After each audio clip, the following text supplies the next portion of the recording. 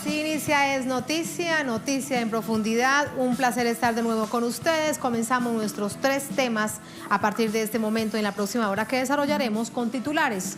Los tenemos, el primero de ellos es Noticia Argentina, uno de los sectores más afectados por el paquetazo y la consecuente crisis macrista es el educativo. La eliminación del Ministerio de Ciencia y Tecnología es el último golpe del gobierno contra un sistema que había sido reconocido por su calidad de apertura a nivel internacional. Tenemos el análisis. Segundo tema que es noticia, Venezuela, gobierno activa puente aéreo a partir de este miércoles durante las próximas semanas. Desde Ecuador, Perú y Argentina regresarán venezolanos que así lo deseen a través del plan Vuelve a la Patria. La campaña mediática, entre tanto, y a nivel internacional continúa. El Ejecutivo responde, tenemos el análisis. Y tercer tema que es noticia, Chile. A la provincia de Quintero se le considera zona de sacrificio.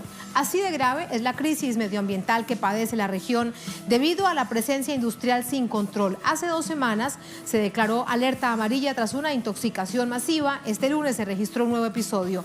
¿Qué tiene que ver esto con el modelo de desarrollo de este país suramericano? Lo analizamos aquí en Noticia. Casi comienza. Bienvenidos, bienvenidas.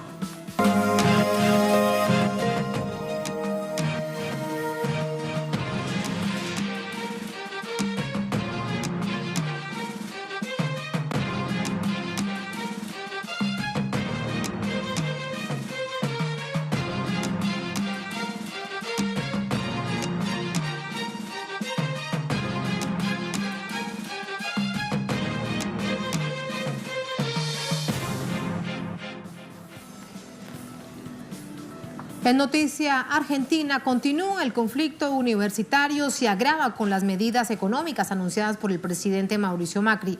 Gremios docentes, estudiantes denuncian constantes ataques al sistema educativo que representa uno de los mecanismos de inclusión social más importantes del país, constituido durante la era kirchnerista. Aquí tenemos esos detalles.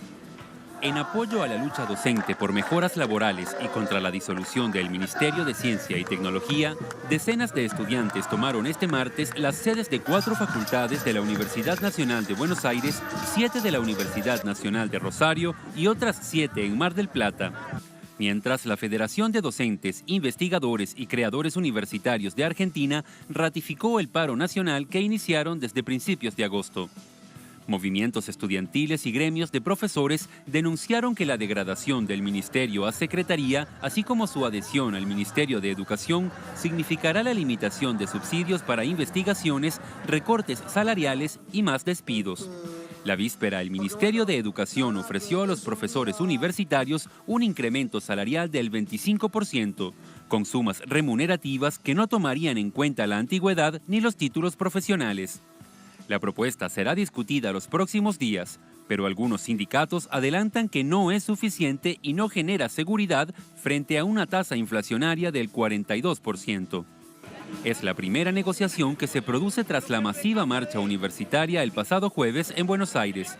Una de las múltiples medidas de presión adoptadas por el sector desde inicios de este año en su negativa a retroceder en la democratización de la educación alcanzada durante la era Kirchner. En su objetivo de déficit fiscal cero, el Ejecutivo ha apuntado especialmente a la educación pública. En menos de 3 años de gestión, Macri eliminó la paritaria nacional docente, desplegó una estrategia de confrontación con los sindicatos y recortó el presupuesto a las universidades. Según el Centro de Economía Política de Argentina, los presupuestos de las universidades nacionales son insuficientes para sostener la estructura que tenían en 2017. En un informe señalan que el cálculo para este año se realizó con base en una inflación del 15% y un tipo de cambio promedio de 19 pesos por dólar. Mientras al cierre de la jornada de este martes, la moneda estadounidense cotizaba a 40 pesos por unidad. ¿Cuál es el cierre? ¿Cómo finaliza esta jornada? Le preguntamos de inmediato a Edgardo Esteban, nuestro corresponsal permanente desde Buenos Aires. Hola Edgardo, buenas noches. Había mucha expectativa por el encuentro en Washington del ministro de Hacienda, el señor Dujovne, con el Fondo Monetario Internacional. ¿Qué se sabe?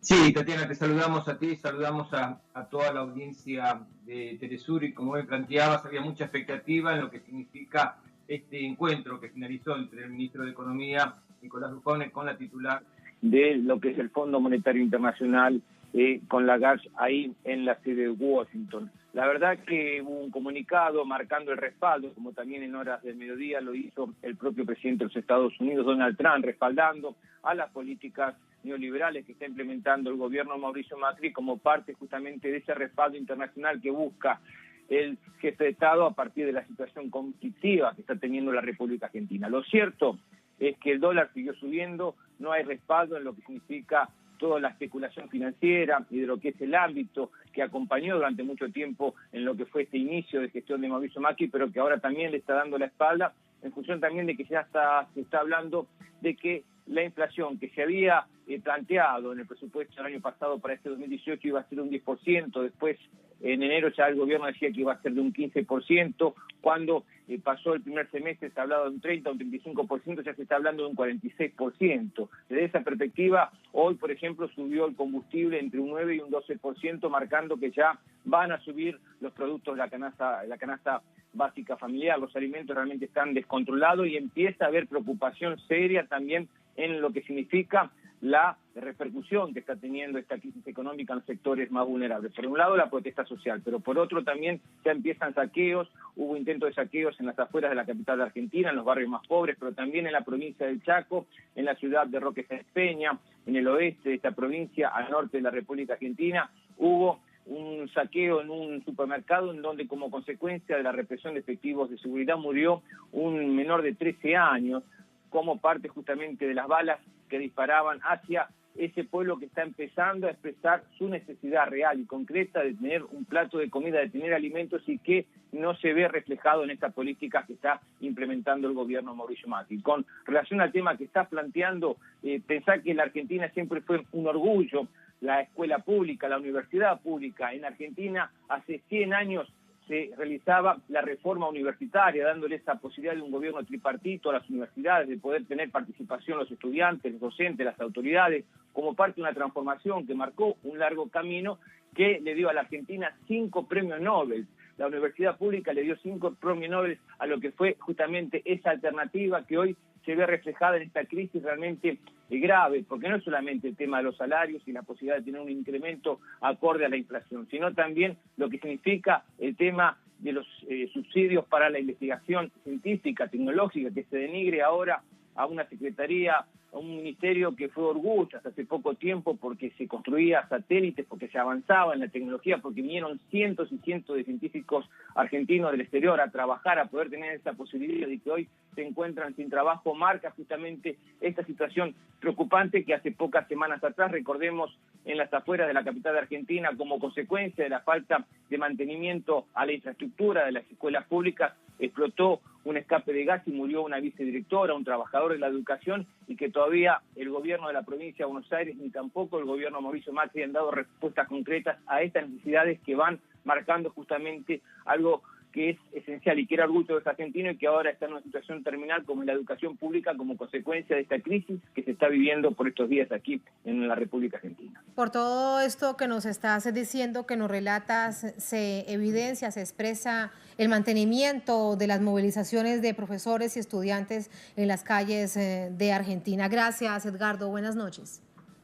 Muy buenas noches. Muy buenas noches. Son insumos para el análisis. Para ello nos acompaña Luis Bonilla, él es docente e investigador, es candidato a la Secretaría de CLACSO, el Consejo Latinoamericano de Ciencias Sociales. Hola, profesor, un placer. Noches. Bienvenido a Noticias de Telesur. ¿Cómo está? Gracias, Tatiana. Gracias a usted. ¿Cuál es su visión con respecto a lo que está sucediendo en Argentina? La arista particular hoy, como ya lo has visto, lo ve nuestra audiencia, es la situación educativa, sobre un hecho que se parte muy interesante, porque no es solamente durante estos días. Los 2 años del gobierno de Macri, si hay un sector que se ha movilizado, que ha protestado, que ha rechazado, que ha resistido, ha sido el sector educativo. Estamos ante una expresión de la mayor ofensiva del neoliberalismo y el neoconservadurismo en materia educativa en América Latina y el Caribe. Lo que está ocurriendo en Argentina es un laboratorio, un ensayo del neoliberalismo para profundizar la privatización. Como tú bien lo señalabas, Macri tiene desde el inicio de su gestión una expresión clara contra la educación pública y contra la ciencia y la investigación. Del Producto Interno Bruto destinado por el gobierno de Cristina Kirchner, que era 1.7 del PIB para la investigación, abruptamente Macri lo bajó al 1.20. Ayer acaba de cerrar el Ministerio de Ciencia, del cual depende el CONICET, más de 25.000 funcionarios e investigadores que hoy no saben qué hacer. Referente en la investigación de en América Latina para y América Latina. Y en el mundo es un referente. Pero esto es parte de toda una ofensiva que tiene que ver no solo con la educación superior, sino también con la educación básica. Ellos retardaron la instalación de la paritaria, que debería instalarse a los primeros días de marzo, para regular los salarios y sueldos de los docentes del sector de educación, y la instalaron tiempo después con una oferta que iba muy rezagada respecto a la inflación. Les ofrecían solo un 15%, que ha generado profundas movilizaciones en toda Argentina. Ayer hicieron una nueva oferta del 24%, pero esta oferta no corresponde con el nivel de inflación y la caída de la moneda argentina, que ya está por el 30-38%. Y sobre todo en este momento de tanta incertidumbre. Me hablas de un laboratorio del neoliberalismo, pero lo que uno se pregunta es, ¿qué más laboratorio del neoliberalismo se puede aplicar en nuestros países? Muchísimo más. A Argentina, a Chile, a México, a Colombia. Muchísimo más, pero esto no está pasando sin resistencias. Como tú lo señalabas al comienzo, los educadores, los profesores universitarios, los investigadores se están movilizando en todos los lugares del continente para frenar esta ofensiva del neoliberalismo. El caso de Colombia es un ejemplo adicional. Colombia hoy solo cuenta con 30 universidades públicas contra 270 privadas. Tiene un déficit del presupuesto que alcanza el 47%, y hoy la mayoría de profesores universitarios no pueden aspirar a un contrato permanente, sino a contratos provisionales de 4 a 6 meses. Así que la profundización del neoliberalismo es acabar por completo con la educación pública, que todo pase a manos privadas, como básicamente lo vemos en Chile. No es tan simple. Están utilizando todo lo que tiene que ver con la tercera y cuarta revolución industrial, todo el desarrollo tecnológico, para desprestigiar a los maestros y generar toda una oferta de carácter educativo virtual. Hoy la virtualización se convierte en una nueva herramienta para generar un nuevo modelo de privatización. No podemos descuidar lo que está ocurriendo con la arquitectura de la nube, con las grandes corporaciones tecnológicas. Hoy muchos de los contenidos que sirven para la educación y van a servir en el futuro inmediato están siendo privatizados en la nube, y ese es un espacio fundamental también de lucha para entender lo que quiere hacer el neoliberalismo en el presente. Y esto está asociado al nivel de conectividad. El informe mundial de UNESCO 2015-2030 habla que la conectividad en el mundo está en 37,5%, pero en América Latina y el Caribe cae dramáticamente a un 7% esta conectividad, y esto es parte de la propia ofensiva por crear nuevas formas de exclusión en el campo tecnológico. Se privatiza por un lado, se promueve la privatización. O se elimina, como en el caso de Argentina, como en el caso de Argentina, con el referente que ya hemos hablado. Y tienen una oferta engañosa, que es la posibilidad de virtualizar los espacios educativos. Y eso está ocurriendo igual en Chile, o en Panamá, o en México. México fue los 2 últimos años también otro laboratorio de ensayo de contrarreformas educativas, que no pudieron aplicarlo, y tenía una fuerte expresión con la eliminación de los centros de formación docente, que la Coordinadora Nacional de Trabajadores de la Educación evitó, mediante fuertes movilizaciones, tomas en la capital de México y en cada uno de los estados de ese país, para evitar que se concretara. Sin embargo, terminaron flexibilizando el ejercicio de la profesión docente, habilitando a cualquiera para dar clase en Así México. que el otro momento de este proceso de profundización neoliberal de la educación es hacer ver que hay reformas educativas para mejorar, con el tema del escalafón, la capacitación. Lo que se constituye realmente es una reforma laboral, no educativa. Sí, hay una característica: no termina de concretarse una reforma y se inicia otra, generando una sensación ante la ciudadanía que el sistema educativo no sirve, el sistema educativo público, y lo que sirve es lo privado. Y nunca termina de cerrarse ese ciclo, y ya no se hacen reformas integrales ni propuestas de reformas integrales, sino reformas parciales, sobre todo reformas de carácter curricular, que procuran generar todo un modelo de evaluación de competencias vinculadas al mundo laboral, que tienden a hacer desaparecer las materias, los contenidos de carácter humanista. Eso que plantean nuestros sistemas educativos, que es necesario y urgente el desarrollo integral de la personalidad, hoy está en riesgo. Están a punto de desaparecer la educación en artística, la educación en historia, la educación en geografía, porque se consideran que su aprendizaje no da para los rankings generales mundiales, para las pruebas PISA o para los rankings universitarios, lo que demuestra toda una tendencia por simplemente instrumentalizar los procesos educativos para el mundo laboral.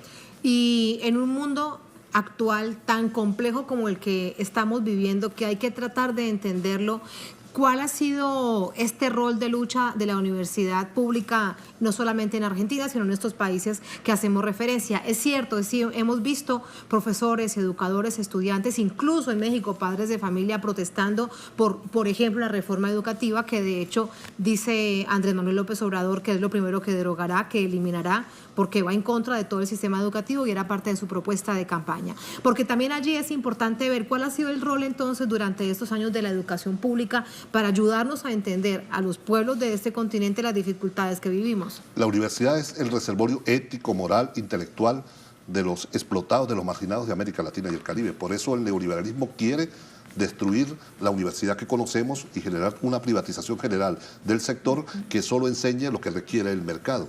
Pero como tú señalabas... Pero da la pelea, profesor. La pelea se la está dando la universidad, está despertando. Después de una década de los 90, donde no tuvo tantas movilizaciones, en el siglo XXI, la nueva ofensiva está generando un despertar de las universidades. Y tú lo señalabas, no solo, sino también de la sociedad. Lo que ocurrió en Chicago hace 3 años con la movilización de los padres de familia a favor de los maestros, las movilizaciones más grandes desde la guerra de Vietnam implican que hay un despertar. Hay una nueva conciencia en la región sobre la necesidad de defender la escuela pública y la profesión docente. Hoy la profesión docente está seriamente amenazada. Lo que ocurre, volviendo a Argentina, por ejemplo, en Ciudad de Buenos Aires, hay todo un intento por cerrar los 29 centros de formación docente con un proyecto de crear Unicaba, una universidad única, pero simplemente no con un proyecto pedagógico, sino para ahorrar costes, para disminuir el presupuesto, lo cual, por supuesto, también ha generado la semana pasada y esta semana fuertes movilizaciones de los maestros, de los profesores, para evitar esta otra ofensiva de Macri contra la educación pública. Claro, que de alguna manera se expresa en el rechazo a todo el modelo que plantea el gobierno macrista, pero que evidentemente golpea a los sectores educativos. ¿Lo vemos ahora como parte también de esta embestida neoliberal o siempre es así? Cuando hay una crisis en un país, lo primero que se recorta es la educación. Siempre es así. Y hoy hay una ilusión en sectores del neoliberalismo y el neoconservadurismo de que es posible eliminar la escuela que conocimos y la universidad que conocimos.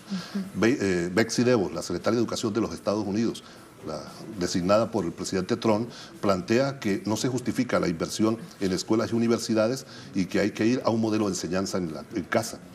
Es decir, el neoliberalismo está hoy encarillado con una nueva posibilidad, una nueva ofensiva que se expresa en este desprestigio que intentan hacer de la escuela pública, de la universidad pública y de la profesión docente. Por eso es vital, fundamental, la defensa de la profesión docente. De hecho, sí, dígame, profesor.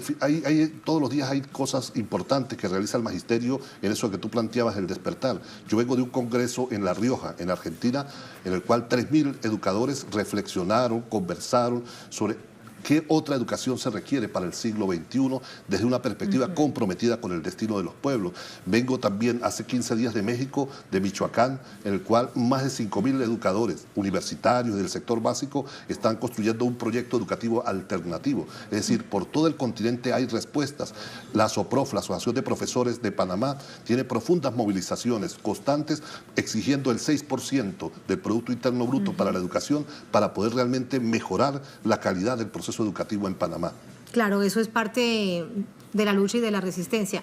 Ahora bien, profesor, lo presentaba como un candidato a la Secretaría de Claxo, una institución muy reconocida a nivel de posgrados, de seminarios, de preparación profesional, para incluso ayudarnos al entendimiento general de lo que está pasando en nuestra región y en el mundo. ¿Cómo va eso?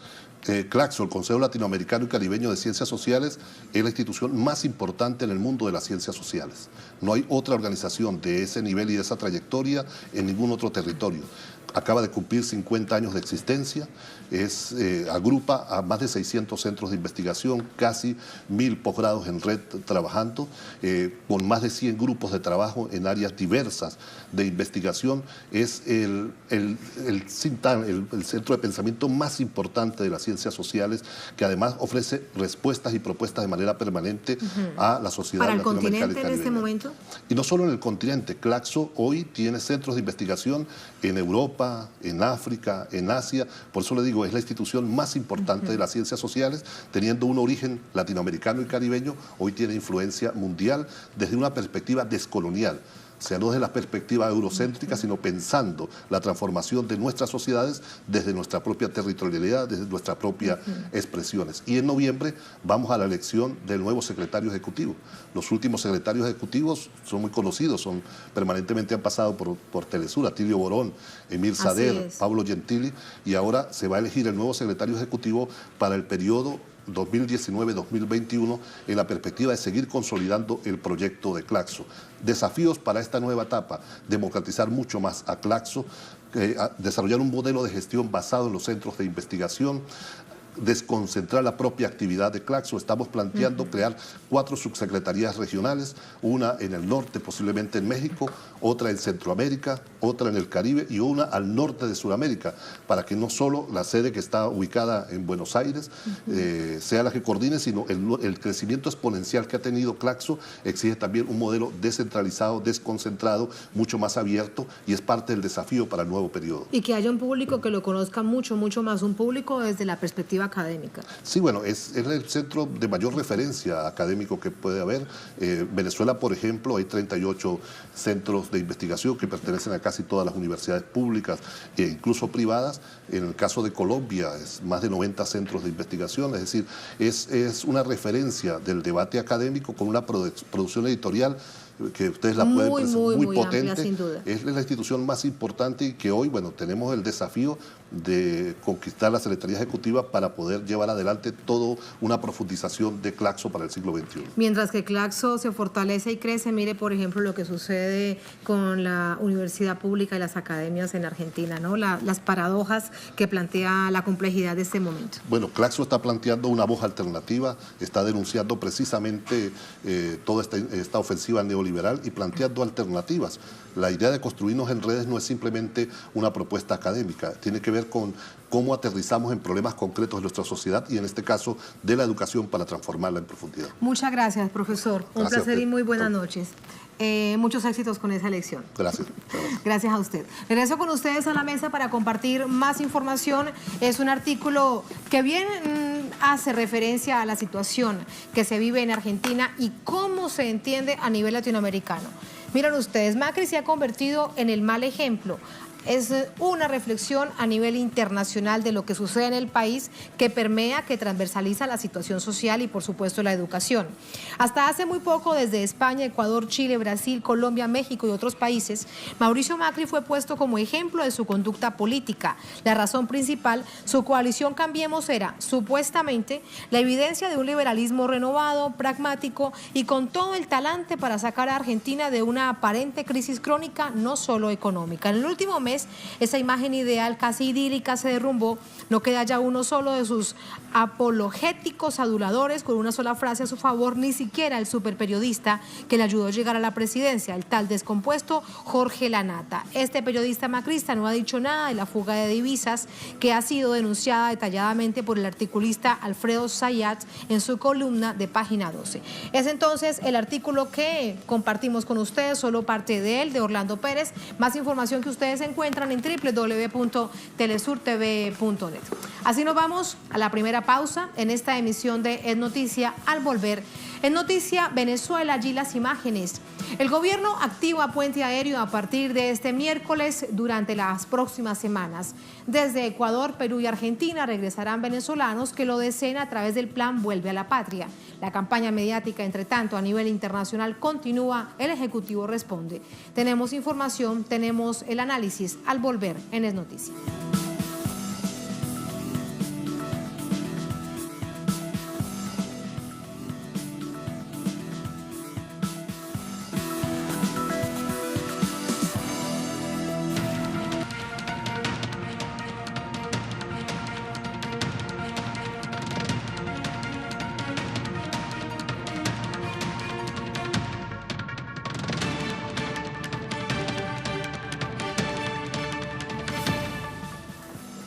En Noticia Venezuela, 150 ciudadanos solicitan apoyo al presidente de la Nación para retornar desde Perú en el marco del plan Vuelta a la Patria, mientras medios y gobiernos de derecha impulsan la matriz de supuesta crisis humanitaria en esta nación bolivariana. Aquí tenemos los detalles. De acuerdo con el informe del Alto Comisionado de las Naciones Unidas para los Refugiados, titulado Tendencias Globales 2017, Siria es el país con más refugiados con 12.6 millones, Colombia es segunda con 7.9 millones, pero primera en desplazados internos con 7.7 millones, y en tercer lugar está la República Democrática del Congo con 5.1 millones de personas refugiadas. Aunque Venezuela está totalmente lejos de esa cruda realidad, medios y gobiernos de derecha intentan darle el mismo sentido a la migración económica que vive la nación. De hecho, el mismo informe de la ONU señala que desde 2015, 1.5 millones de venezolanos se han trasladado a otras naciones por razones económicas. Los principales destinos son Brasil, Colombia, Costa Rica, México, Perú, España y Estados Unidos.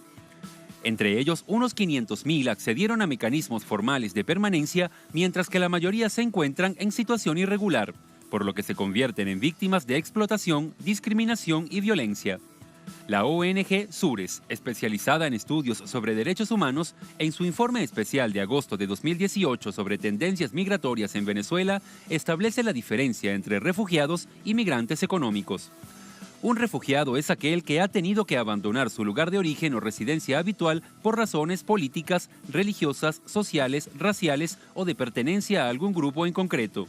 Mientras que la persona que emigra por motivaciones económicas abandona su país de nacimiento o sitio de residencia de manera voluntaria y lo realiza en la mayoría de los casos por razones laborales en búsqueda de mejores oportunidades de trabajo.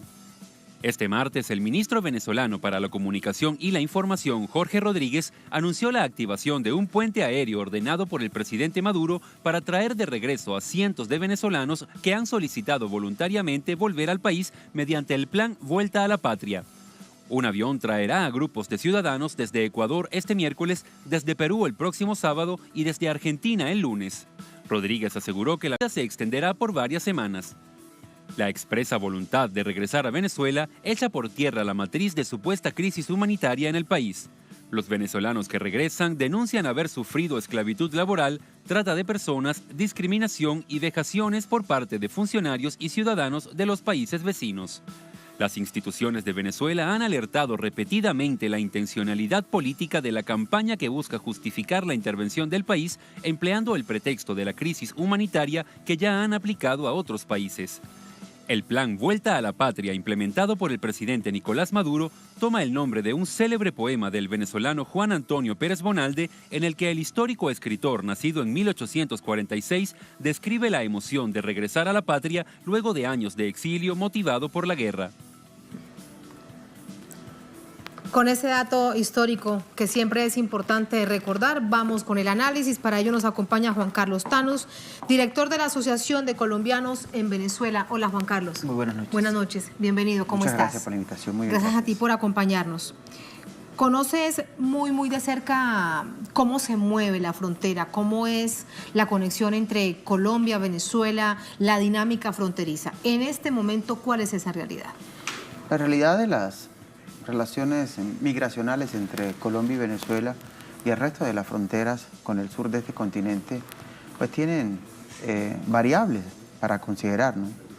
Lo real de hoy es que los flujos de la migración económica venezolana hacia el sur han disminuido. Creo que las expectativas que se les había vendido a la migración venezolana desde el laboratorio de ese plan maestro que hoy gerencia Colombia, que además articula de manera política en el plano internacional, entra en crisis. Y tanto así es la crisis que se concibe el escenario de hoy en Quito. Nosotros estuvimos todo el día analizando las políticas migratorias de los países que participaron en este encuentro en Quito sin la presencia de Venezuela y encontramos que a excepción de Ecuador, ningún país tiene un plan diseñado de orden serio, cumpliendo además los estándares internacionales frente al tema migratorio, y menos Colombia, que fue quien propició y generó, lógicamente no lo hace en su territorio, pero articula con Ecuador y articula con Perú justamente para adelantar toda esa campaña frente a ese ejercicio. La frontera hoy está mucho más desgastada, los niveles de porosidad, digamos, aumentan en el sentido en que estuvieron cubiertos durante los primeros días de la andanada. Tenemos cálculos sobre los últimos 90 días en los cuales la campaña estuvo justamente allí. pero además no es la campaña además con figuras motivacional. Políticas de Estados Unidos, de Colombia. De orden internacional. Llegó la embajadora de Estados Unidos en Naciones Unidas. El 7 de agosto, pero además llegan los recursos. Y ahí hay doble propósito. En el ejercicio de la frontera se vuelve mucho más interesante su análisis porque con el tema de la gasolina, los niveles de la economía colombiana en ese corredor van a tener en la curva, va a haber descendencia y eso los preocupa lógicamente y buscan un elemento importante que además motiva en el plano internacional como es la supuesta crisis humanitaria, sí, que eso le da el recurso suficiente a Colombia para hacer una campaña como las que hicieron justamente el desarrollo de la violencia interna en los 80, con los compromisos de la violencia interna mucho más profundizada en los 90, con las dinámicas de los acuerdos firmados además con la reciente guerrilla de la FARC, donde salen al exterior a buscar recursos, a captar recursos de cooperación internacional para ejecutar. Este plan, este laboratorio que articula Colombia es en esencia el modelo, es la crisis del modelo neoliberal que intenta generar en la condición humana la posibilidad de obtener unos recursos. Y a través, Juan Carlos, a través de todos estos recursos de organizaciones no gubernamentales o alcaldías locales en Colombia, ¿a través de qué mecanismos llegan a ser aplicados estos dineros? Mire, las experiencias muestran es que finalmente los recursos no llegan a la población. Si los recursos obtenidos en el ejercicio de Plan Colombia, que fueron muchísimos, y tiempo en el cual se incrementó la población desplazada interna con esos índices que entrega además Naciones Unidas, esas cifras que se entregan en reconocimiento internacional de lo que ha ocurrido en Colombia, con todos los recursos que llegaron de Plan Colombia, las víctimas fueron las menos atendidas. Hoy hay una crisis de la ley 1448, que es la ley víctima en Colombia, y de la 1565 del año 2012, que es la ley de retorno. Esa ley, esos dos desarrollos legislativos nacieron justamente para atender una población y salieron al mundo a buscar recursos justamente para darle aplicabilidad a esas dos normas. Pero el resultado de hoy es un enorme fracaso. Por eso, cuando revisamos todas las políticas migratorias, decimos hay que hacer la observación al ejercicio que ha hecho Ecuador con sus migrados en el mundo, que es uno de los países que hoy hay que reconocerle, con una población de cerca de 3 millones en el exterior, han trabajado con mucha profundidad este elemento que es las políticas para retorno. Sí. No así Colombia, que tiene el mayor número de migrados en Perú, Colombia, que tiene el mayor número de migrados en Ecuador y el mayor número de migrados en Venezuela. Es decir, no de esa forma uno puede concebir entonces que haya una política correcta frente al tema de la migración y una política hoy para generar un cerco en el plano internacional con la figura del nuevo componente, digamos que el nuevo suceso para la política internacional colombiana y para poder tapar todo lo que está ocurriendo en Colombia es la migración de venezolanos y por eso están gestando desde la frontera, desde Táchira, Norte Santander, desde Arauca, Apures, Arauca y desde Zulia, La Guajira, se gestan ejercicios para generar un proceso de motivación que permitan entonces de manera épica unas enormes colas de venezolanos que van rumbo a Bogotá vía Arauca, atravesando los llanos, que van atravesando Pamplona con destino a Bogotá desde Cúcuta y así sucesivamente en la costa caribe colombiana. Eso es parte de la política. Creo que se quedan sin argumento porque a partir de hoy Colombia, ¿cómo va a justificar el ejercicio que está haciendo el laboratorio de prueba para el cerco contra el territorio venezolano? Porque la evidencia del ejercicio en Quito hoy es un escenario político más, pero hay nada concreto frente a la realidad. Porque lo concreto en este caso, Juan Carlos, es, por ejemplo, este plan de Vuelve a la Patria. Correcto. Lo vimos la semana anterior con Perú, con Brasil, lo que sucederá en los próximos días con Perú, Ecuador, Argentina, que es lo que se anuncia por parte del gobierno a través del deseo voluntario de retornar. Evidentemente eso no es titular de los medios de comunicación en Colombia ni en Perú, pero es una realidad que allí está. Así que, ¿cómo prevés que se dará precisamente ese laboratorio ante esta fractura que están viendo por el deseo de los venezolanos de retornar? Fíjese, esa sí es la política correcta de un Estado soberano, de un gobierno además que se compromete con el retorno de sus connacionales, pero además alimenta la posibilidad de construir un nuevo ejercicio a partir de una dinámica económica distinta. Si la migración es de orden económica y un gobierno está planteando el reordenamiento en términos de lo económico, significa que esa política de retorno va a dar resultados. Cuando usted compara esa política con la fracasada 1565 del gobierno colombiano, dice, no hay forma de comparar. El gobierno colombiano ha sido ausente frente a esos ejercicios. Lógicamente va a tapar de manera mediática, y hay dos cañones que son Caracol y RCN, de manera permanente tienen 30 minutos todo el día dedicados justamente a la migración, porque con esto tapan muchísimos errores y pueden gobernar. Creo que Venezuela puede estar tapando la crisis, la profundidad de la crisis de orden social, estructural que tiene Colombia a partir del ejercicio de la migración económica. El asesinato diario de los líderes sociales, cada día y medio se asesina a un líder o activista social, indígena, popular, sindical, desplazamiento forzado este fin de semana en el departamento del Chocó, desaparición forzada, etcétera, etcétera. Claro, eso no son titulares de la gran prensa colombiana, pero sí son titulares las circunstancias en términos de lo económico. Ahora, en Colombia no encuentra usted un titular ni un editorial que hable realmente de la guerra que se está gestando de estos países contra el pueblo hermano venezolano, del ejercicio de guerra económica suscitado en Cúcuta, norte de Santander, contra la economía venezolana. Y no encuentra usted elementos suficientes para entender que puede haber un análisis desde periódicos como El Espectador en relación al tema de la gasolina. Y nadie ha podido hoy mirar el impacto que va a tener, el efecto que va a tener las políticas económicas y las decisiones de Venezuela frente al tema del precio internacional de la gasolina en la economía colombiana. Eso no está contemplado en los grandes medios de comunicación, porque lógicamente necesitan generar una crisis en términos de lo mediático hacia afuera para poder tapar lo que está ocurriendo a eso. Ahora, la gran preocupación de esto es hasta dónde es capaz de llegar un gobierno como el de Iván Duque frente a la crisis de orden estructural en la economía colombiana, tema petróleo, fundamental, el tema narcotráfico, minería ilegal, y serían capaces entonces de agenciar o hasta qué nivel en la línea de juego frente al ejercicio de orden militar. ¿Sería este ejercicio reciente de UNITAS el que puede comprometer a una dinámica de orden militar? Porque esto puede estar antesala de algo. Plantear eso realmente genera alto nivel de angustia, por eso hay que manejarlo con tanta responsabilidad. Pero ya el año anterior, hace unos meses, veíamos cómo el gobierno de Donald Trump planteaba la amenaza. El asunto aquí es si América Latina en su conjunto se va a subir en semejante campaña. La América Latina emancipadora piensa totalmente distinto a lo que los designios, entre comillas, del imperio estadounidense tiene para esta región. Creo que hay enorme preocupación. El proceso insurreccional emancipador de Venezuela para esta parte del continente abre una esperanza. Creo además que Colombia, si llegase a suscitar esa aventura, tendría que revisar con mucha profundidad no solo los componentes militares, sino una confrontación de orden militar.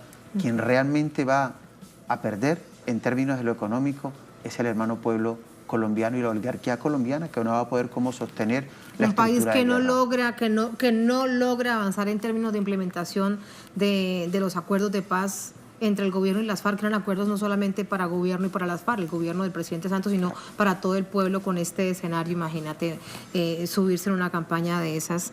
Bueno, que no sea. Juan Carlos, gracias por ese tiempo. Un placer y muy buenas noches. Mucho gusto. Desde este lado del estudio me voy a otra pausa muy breve en esta emisión de Es Noticia. Al volver, Es Noticia Chile. A la provincia de Quintero se le considera zona de sacrificio. Así de grave es la crisis medioambiental que padece la región debido a la presencia industrial sin control. Hace 2 semanas se declaró alerta amarilla tras una intoxicación masiva y este lunes se registró un nuevo episodio. ¿Qué tiene que ver esta crisis con el modelo de desarrollo del país? Lo veremos al volver aquí en Es Noticia.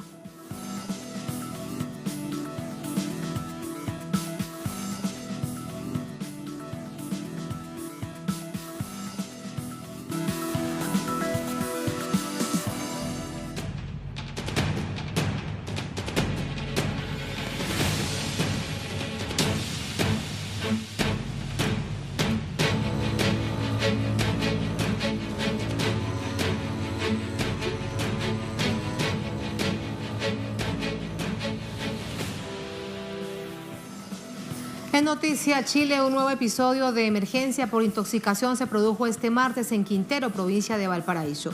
Desde hace varias decenas de personas ingresaron al hospital de la ciudad con diversos síntomas. Esto fue desde hace ya 2 semanas. Este es el segundo episodio. Las investigaciones señalan como responsable a varias empresas que operan en este lugar. Se prenden las alarmas una vez más en Quintero, luego de que este martes al menos 67 personas, entre ellos estudiantes, llegaron al hospital de esa localidad con mareos, vómitos y dolores en el cuerpo. Las autoridades evalúan la posibilidad de retomar la alerta amarilla. Hace 2 semanas se contabilizaron más de 300 afectados por la misma causa, una nube tóxica proveniente del campo industrial instalado en la zona, lo que llevó a los habitantes de la comunidad costera de Quintero y de Puchuncaví a salir a las calles y a las autoridades a suspender las actividades escolares y declarar la alerta amarilla. Ella empezó con un decaimiento en su cuerpo, mucho dolor de cabeza y sentía una fatiga en sus piernas, como una fatiga muscular.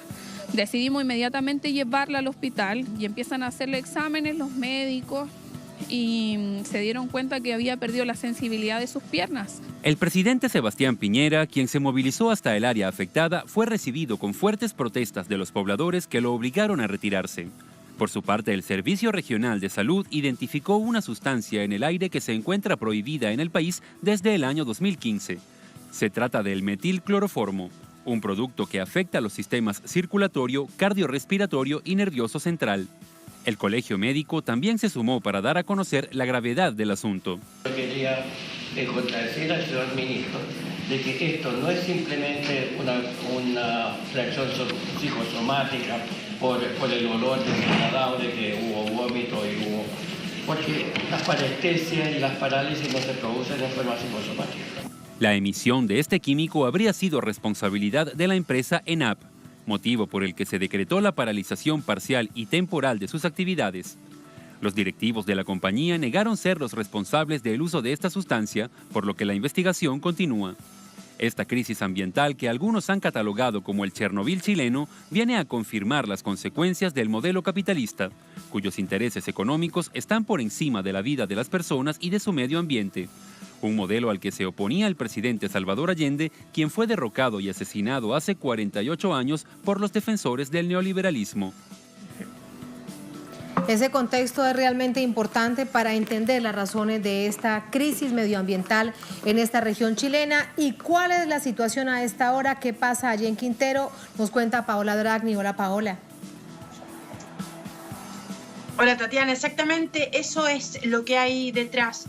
¿Cuánto hay que sacrificar a los chilenos para este supuesto modelo de desarrollo que tiene el país dentro de la OCDE? Esa es la pregunta que hay que hacerse tras la tragedia que están enfrentando los pobladores de Quintero, de Puchuncaví y también de Ventanas. Es una tragedia que no es de ahora. Ellos llevan al menos 30 años alegando justamente la tremenda contaminación que hay en este lugar. Y lejos de tomar medidas las autoridades, lo que han ido asumiendo todas, sin distinción política, Tatiana, es dejar ese espacio como una zona de sacrificio, y son hoy más de 19 o 20 las empresas contaminantes que están en ese lugar. Por eso ha sido tan difícil detectar el origen justamente de estas nubes tóxicas que hoy día volvió a generar una intoxicación masiva. Y recién hace 1 hora la Autoridad Ambiental y de Salud acaba de decretar nuevamente alerta amarilla y la suspensión de las clases que estaban suspendidas y que hoy día se retomaban, bajándose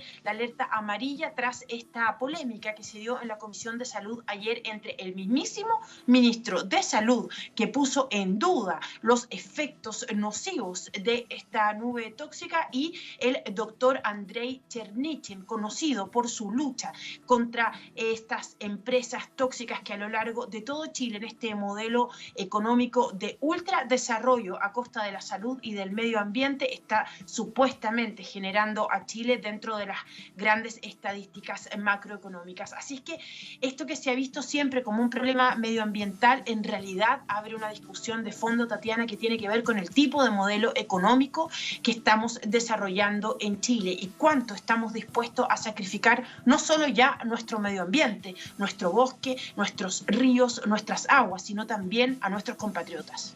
Gracias, Paola. Y ese es precisamente el punto que vamos a plantear con nuestra analista. Buenas noches, Paola. Gracias. Vamos precisamente con el análisis. Nos acompaña vía telefónica Cata Alonso. Ella es vocera de Mujeres Zonas de Sacrificio de Puchuncaví, Quintero Ventanas. También está, por supuesto, desde esta zona. Cata, buenas noches. ¿Cómo está? Hola, muy buenas noches. ¿Cómo están ustedes? Muchas gracias. Muy pendientes de lo que allí sucede. Le quiero preguntar en esta coyuntura, bien nos decía nuestra corresponsal en Santiago, han pasado 30 años de esta lucha, pero en este momento hay una profunda crisis, de nuevo alerta amarilla. ¿A qué se debe la coyuntura? ¿A qué se debe este momento? La verdad que nosotros lo venimos denunciando hace muchos años. Porque se han instalado empresas peligrosas y contaminantes allá en él. Y Cata. termoeléctrica a carbón, de fundiciones de cobre. En ninguna parte del mundo existe eso, porque se sabe que la sinergia produce cáncer, la sinergia de ambas empresas, digamos, de lo que emiten. Y fuera de eso, hemos empresas peligrosas. La verdad es que la violencia que ha ejercido el Estado de Chile sobre nuestras dos comunas, las de Quintero y Puchuncaví, es inaceptable. Se han pasado a llevar todos nuestros derechos humanos, todos. Tenemos el aire contaminado, el agua de nuestros pozos contaminados, las napas subterráneas, los suelos y el mar. No nos han dejado nada, nos han quitado